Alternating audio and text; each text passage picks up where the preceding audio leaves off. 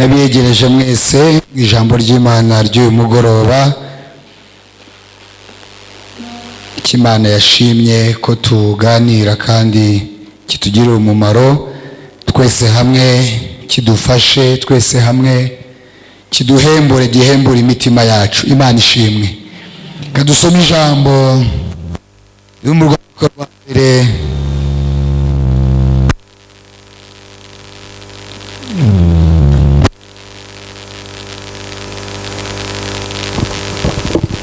urwandiko rwa mbere rwa Petero, ibice bibiri, umurongo wa 3 kugeza ku wa 6. Niho isomo ryacu ry'uyu mugoroba riri.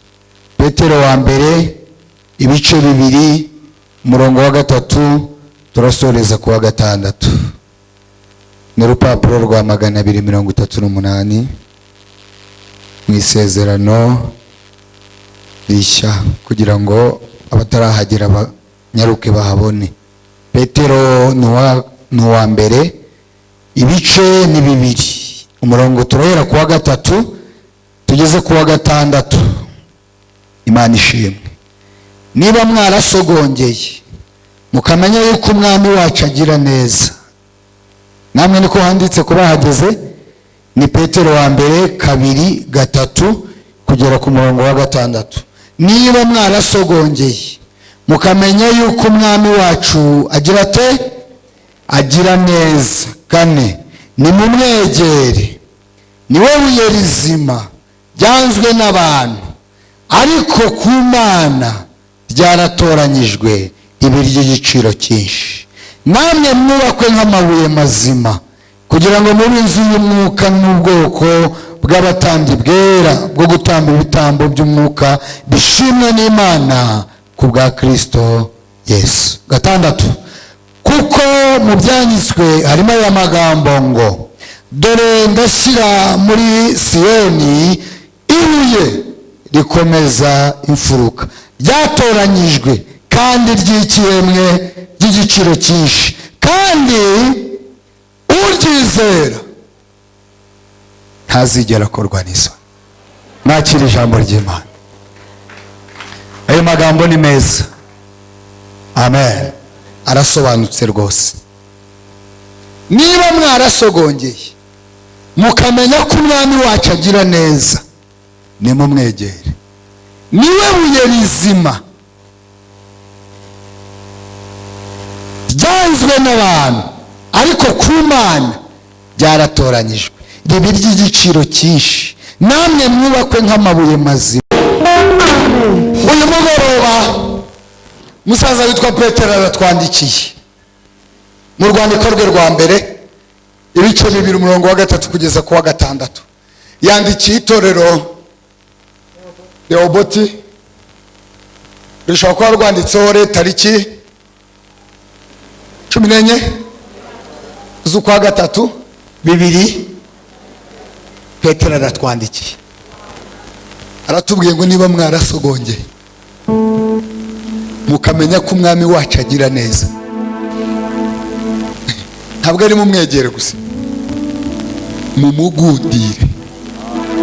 Musa aratubwiye ngo niwe buye rizima ngo ryanzwe n'abantu, ngo ariko ku Mana yo yararitoranyije, ngo imaze kuritoranya ibihindura ibuye rikomeza imfuruka, ngo kandi ry'igiciro cyinshi. Umva ku murongo wa 6 aratubwiye ngo uryizera, uryubatseho. Petero aravuze ngo ntazigera akorwa, nubwo ibyamukoze isoni biriho, ariko upfa kuba ryubatseho. Ndanezerewe. Ibyamukoze isoni byavuka, mu kwa mbere byavuka, mu kwa 3 byavuka, abantu babibonesha amaso, ariko Bibiliya yarahiye, yavuze ngo uryizera ntabwo azigera akorwa. Bereza Imana icwe. Reka mbabwire bene data, uko turi, uko umeze, aho ugeze, ibyo utunze, yarakubonjeje, yaragusogonjeje. Niyo mpamvu Bibiliya tugira ngo niba mwarasogongeye kandi bene da ikitwicaza ni umusogongero. hari abo yasogonjeje ngo duhane Imana icyubahiro. kubera iki? uyu musogongero nicyo twamubonyeho. Imana ishimwe. impamvu tuki ku wa mbere ukiza, ku wa kane, ku cyumweru, impamvu gishaka Imana ni uko twasogongeye tukamenya ko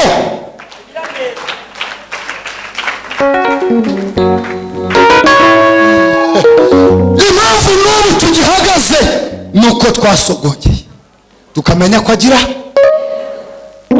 Petero aravuze ngo rero niba mwarasogongeye nimugire muti nimumwegere, niwe buye. uyu Petero uri kuvuga ibi ni wa mugabo basanze Tiberiya ari maroba n'abagenzi be, ngo yakesheje ijoro byamucanze. muramwibutse? yakesheje ijoro byamuyobeye atazi uko yabigenza. Yesu ngo amusanga arimo amesa inshundura atashye ntacyo acyuye, kandi bari basanzwe bazi ko hari icyo yacyura, ngo basanga arimo amesa inshundura. Yesu arababaza ngo hari icyo icyo numfite. yarababanje aravuga ngo ni mu ntiza ubwato, barabumuha. mu yandi magambo yarazanye ibibazo mu bindi. abantu baratashye, uri gutira ubwato ntacyo babonye. ngo amaze kwigisha ngo abwira Petero na Yakobo na mugenzi we, aravuga ngo ni murobe. anishima baramubwira ngo twakesheje ariko ntacyo.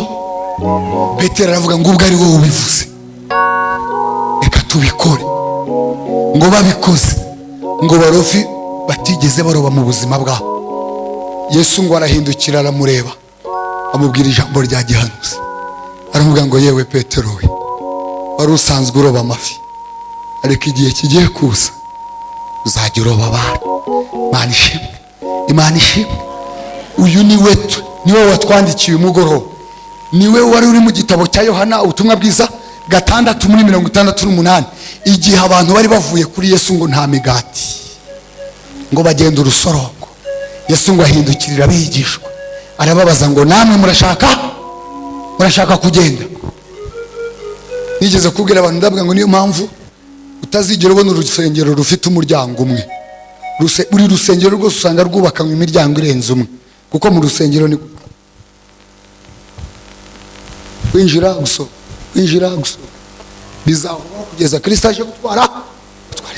Bibiliya rero uyu Petero niwe watwandikiye, yatubwiye ngo niba mwarasogongeye mukamenya ko agira neza nimumwegere. nicyo tugiye kuganira uyu mugoroba. tugiye kuganira ku ijambo rivuga ngo niwe buye rizima ryanzwe ngo ariko ku Mana. reka mbabwire, Yesu niwe buye rizima. haleluya. umwubatseho Bibiliya yatubwiye ngo nta soni. Yesu we twagiye twubaka ku bintu byinshi bidukoze isoni. n'ubu dufite ibikomere by'uko byadukojeje isoni, ariko aho twagendaniye ni ku muririmbyi yaririmbye yavuze ngo mwami Yesu aho twagendaniye, aho twabaniye ntiwigeze ugira ute. abantu twabubatseho ibihe bije tumenya umuntu, abantu bakubatseho ibihe bije barakumenya. ariko uyu mwami twamwubatseho no mu bihuko bihora bisimburana iteka aracyari uwo kwizerwa. mu bihe bizima aracyari uwo kwizerwa. mu bihe by'akababaro aracyari uwo kwizerwa. mu bihe byo gutunga ni uwo kwizerwa. mu bihe byo gutakaza ni uwo kwizerwa.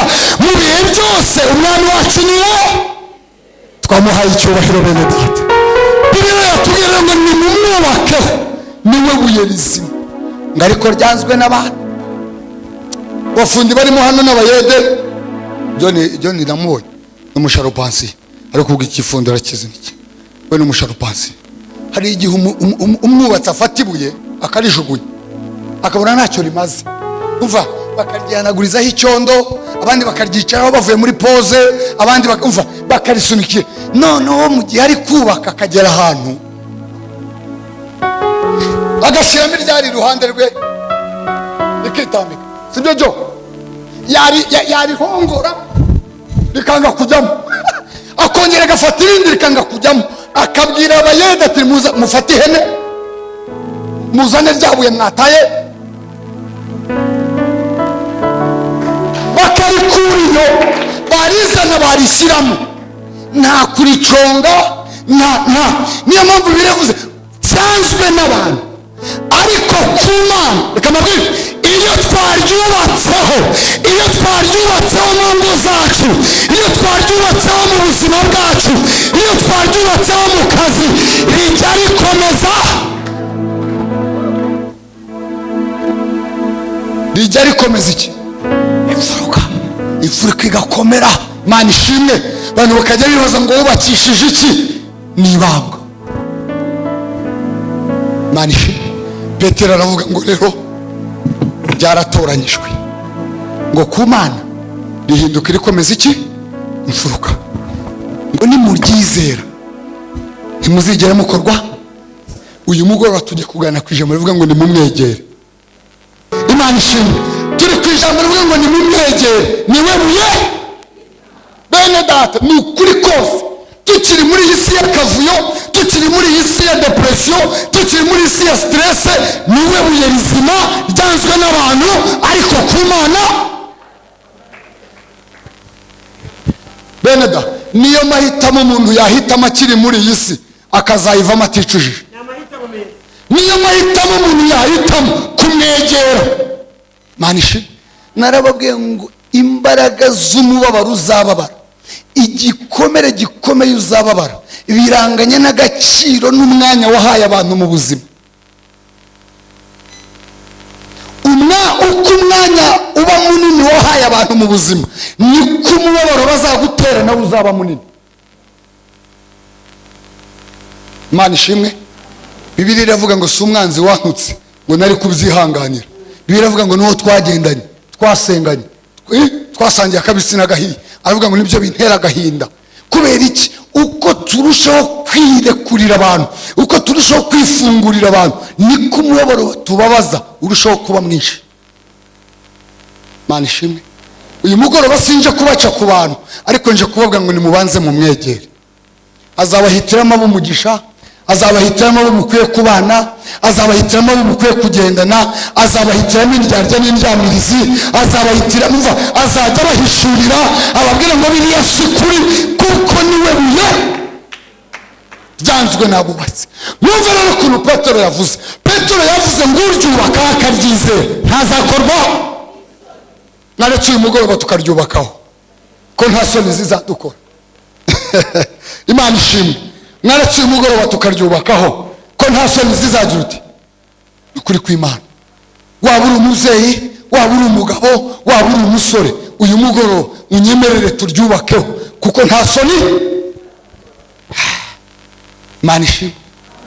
Kubera ko insengero zuzuyemo inkomere, insengero zuzuyemo abarwayi, insengero zuzuyemo abaguye, insengero zuzuyemo abababaye, bitewe n'uko bubatse ku bantu.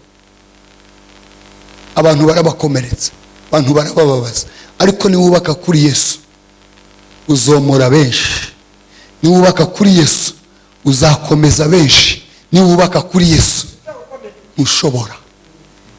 Umva, hari naho ugera ukabona byarangiye, ariko kuko ari umutunzi w'imbabazi nyinshi.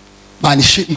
Dawidi yaravuze muri Zaburi ya 36, yaravuze ngo uburakari bwe n'ubw'akanya gato, ngo imbabazi ze ngo zizana ubugingo. Ku murongo wa 6 aravuga ngo hari kurira, ngo kwararira umuntu, ngo ariko ngo bwacya mu gitondo.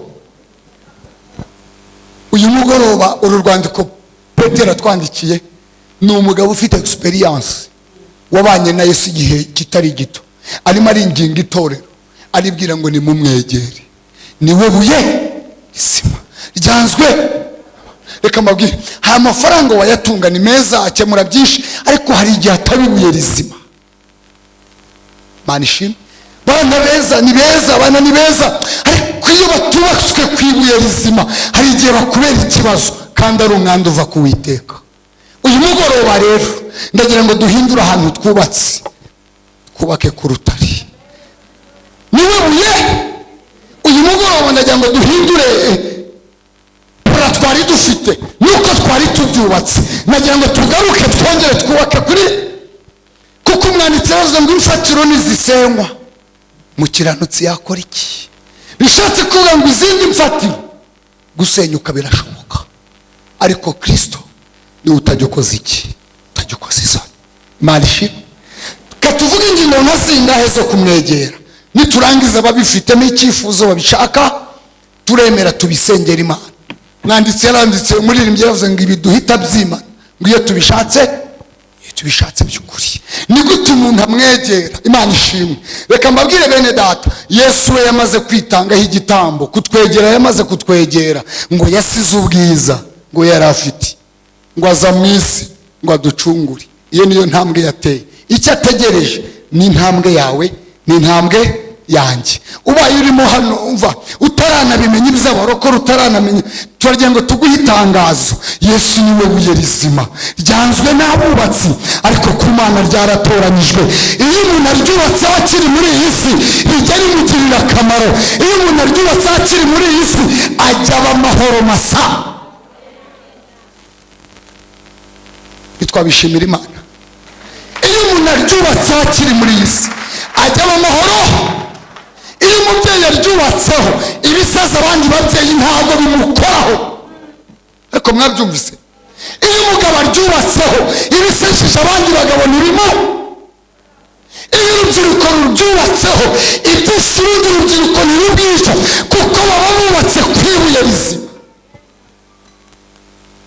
Yesu we nimuryubakeho, niryo buye rizima ryanzwe n'abantu, ariko ku Mana ryaratoranyijwe. Kamabwire rero kukubaka, Imana ishimwe. Buri kubaka kose kugira metode, buri abarimo hano harimo abubatse amazu, hari abubatse iyo umuntu yagiye kubaka afite uko atangira, bigira itangiriro. Imana ishimwe. Intambwe ya mbere rero yo kumwegera akakubera ibuye rizima rizatuma udakozwa n'isoni. Intambwe ya mbere duhora tubivuga, reka tubisubiremo ntacyo bitwaye. Bibiliya ivuga ngo nk'uko icyuma gityaza ikindi, ngabo ariko umuntu atyaza mugenzi we, katwongere dutyazanye umugoroba. Intambwe ya mbere yo kumwegera akakubera ibuye rizima rikomeza n'imfuruka. Nk'uko Imana hamwe nk'intambwe ya mbere ni ukumushakira igihe mu buzima bwawe bwa buri munsi, kumushakira umwanya bituma tumwegera. Sibyo se? Kumushakira. Reka mbabwire ikintu umwuka w'Imana yamishuriye giteye ubwoba gikomeye. Abakristo benshi tugaragara nk'abarokore, tugaragara nk'abantu basenga Imana, ariko abantu benshi, si bose, babaho nk'abantu basengerwa Imana kuruta uko bo bayisenga. Mu yandi magambo, abantu benshi bakunda gutuma ku Mana kuruta uko bakwigirayo. Rero iyo bimeze gutyo bigenda bite? Abakozi b'Imana, Imana yarabahamagaye, ibahamagara umurimo mwiza w'iyogezabutumwa no gusengera abantu no kugira uteni byiza, bigira igihe cyabyo. Ariko buri mukristo ahava akagera akwiye kubonera Imana igihe, kugira ngo Imana imubere ibuye rikomeza. Anishimwe. Kugira ngo tubashe kumwegera atubere ibuye rizima rikomeza imfuruka, biradusaba kumushakira. Ubundi n'iby'inshuti magara uyibonera igihe. Imana ishimwe. Imana nishimwe. Kubera ko nta nshuti itakubonera igihe ngo bari aho ubutunzi bw'umuntu buri, katubisubire, aho ubutunzi bw'umuntu buri umutima we niho uhora. Ni ukuvuga ngo iyo wabitse ikintu ahantu cy'agaciro ntiwamara amasaha 5 utaragitekerezaho. Ukavuga tatagira n'ukideprasa, ukaba wajya no kugicekinga ko kiri amahoro, kuko niho ubutunzi bwawe. Iyo Kristo ari bwo butunzi bwawe umuhozaho umutima. Impamvu abantu benshi tudakunda guhoza umutima kuri Yesu ni impamvu ki? Nuko tutarasobanukirwa ko ari bwo butunzi dufite tukiri mu isi. Iyo rero ikintu ari ubutunzi, umva kiguhora hehe? Ku mutima. Umva urabyuka ukakirota ukakikanga, ukongera ukagenda ukakikanga. turi i Nyamata twaravuze ngo tugeze mu gihe giteye ubwoba mu itorero rya nyuma rya Laodikiya, aho abarokore natwe iterambere ryadutwaye mu bundi buryo, ku buryo umurokore atakibuka gusenga agiye kuryama, atakibuka no gusenga abyutse.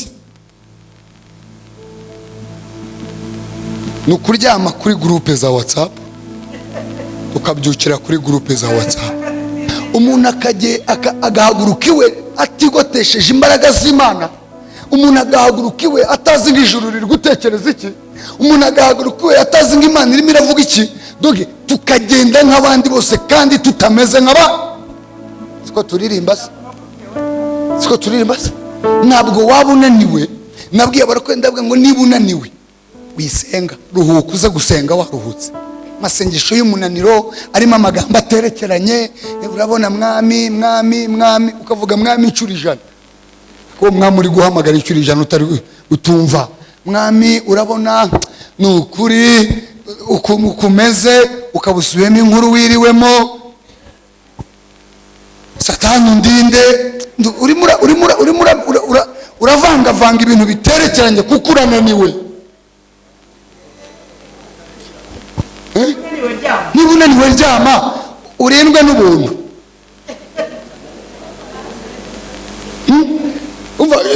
Ako byibura iture mu buri vuga ati amaraso y'Yesu ari nk'iki. Ibindi bireke byo gushaka gusa nk'ushaka kujya mu mwuka n'udukorasi ukadusinziriramo, kuko umubiri urananiwe. Pasiteri ni ukuri ari udusengesho tugufiya wasenga, Mana ndinda basi urindwe n'ubuntu.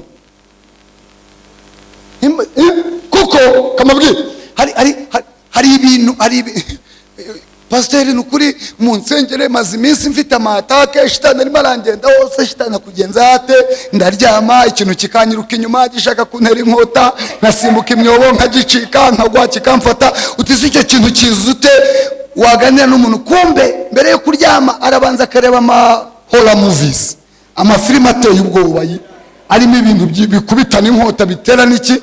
None kuko aryamanye bya bitekerezo akaba ari byajyamo, ikirukankanaga umuntu akaba ari we agasimuka ibyo bagasimbuka ati shitani. Ntago shitani, nta shitani uhari, ni filime umazemo igihe. Abantu bazireba babyumvise, n'amaseri nta kindi nibyo biri kugaruka. Pasiteri imbere nararotaga ijuru rikansura mu nzozi, ariko bimaze igihe. Impamvu ryagusuraga byaterwaga naho uraye nuko uraye,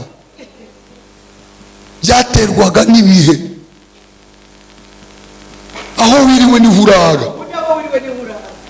Niko Yakobo yaravuze ngo naraye mu marembo y'ijuru. Narimeze ako warara wenjeje igicaniro, warara usomye Bibiliya usenze neza utuje, ijuru ryabuzwa n'ikizi. Warara muri rakasa de papier, ukarara muri zini ngo niki muri Manira. Uvuze Manira bamenya. Imana ishimwe. Ariko bene ibyo byose oya si icyaha, ahubwo ikibazo ni igihe bikorewe nuko bikozwe. Paulo yavuze neza, Paulo n'umuhanga yavuze ngo byose ndabyemerewe, ariko byose siko bimfitiye. Ageze munsi avuga ngo ikintu niyemeje ni uko udazategekwa n'ikintu icyo ari cyo. Aho niho hari ikibazo rero. Byose urabyemerewe, buri kintu cyose. Bigeze kutubwira umuhanuzi wagwishijwe na filime ati yerekwa, baratubwiye ngo yajyaga yerekwa, Imana yajyaga imusura ikavugana nawe, noneho yatangira kuvuga ibyo abonye. Nigeze kumva undi weretswe nawe arimo atanga ibintu, ngo yeretswe atanga yishurirwa, ngo nagiye ngo kubona ngo mbona ngo ingabo z'abadayimoni ngo zikugose, ngo kwa kundi kw'ingabo z'aba Vietnam, ingabo z'abavietinamu se umuntu uri kubibwira arazizi, kwa kundi ingabo z'abavietinamu ziba zagose hari habuze gato akavuga ngo kwa kundi ngo jetiringa kubitanga ibintu ngo by'imi, kandi yaravuze na jetiri, yaravuze ngo na jetiringa kwa kundi, ariko ngo yahishuriwe ko ubu arimo aratanga ishurirwa kuye ku Mana.